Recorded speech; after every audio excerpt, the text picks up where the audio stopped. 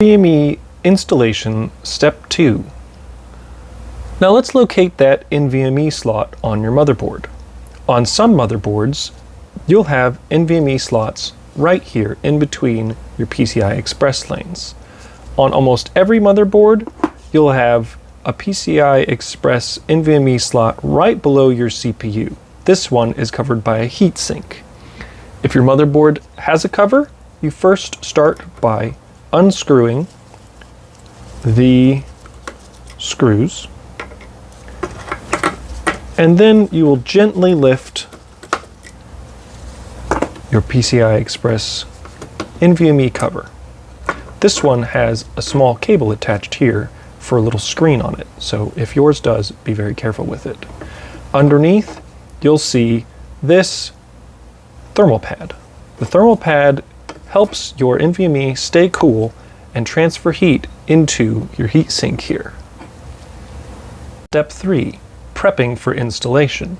You'll see down here that we need to check two things. First is the NVMe standoff position. The standoff is a small post that holds the NVMe in place. Most NVMe drives are a 2280 in size, meaning that they are 22 millimeters wide and 80 millimeters long. But shorter and longer sizes exist. Ensure the standoff is in the correct position for your drive. You can do this by lining it up right next to it and just giving it a little visual check. Some motherboards use a small screw to secure the drive, while others, like this one, have a rotatable clasp that swings into place. If it is rotatable, gently move it out of the way before installing. You can tell where out of the way is by lining up the back of your NVMe and making sure that it's on the other side. You see the little plastic piece there. Installing the NVMe is easy. First, orient the NVMe correctly. You can see here that I have aligned the little notch on the NVMe with the little notch in the pins on the motherboard. Look for that notch, match it up, and we're ready to go. Insert the NVMe at a 45-degree angle into the slot. Gently slide it in without applying really any force. You can wiggle it in too. Press it down flat, gently pressing down so that it lines up here. Next, secure the NVMe. If your board has a screw, tighten it down gently right on the back here, and if it has a rotatable clasp, swing it back into place to lock the drive down, like so. Finally, reinstalling the cover if your motherboard has one.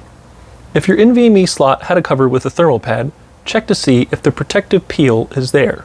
If it is, remove it before putting the cover back on. This one has already been removed because this board was used previously. The thermal pad helps keep the NVMe cool, especially with the faster Gen 4 and Gen 5 drives.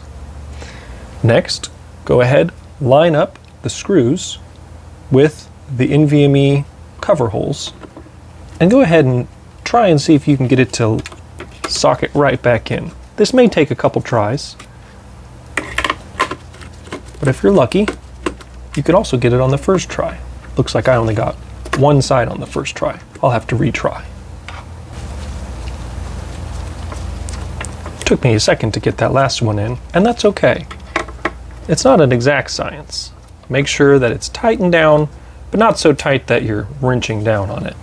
Then, your NVMe is now installed on your new motherboard.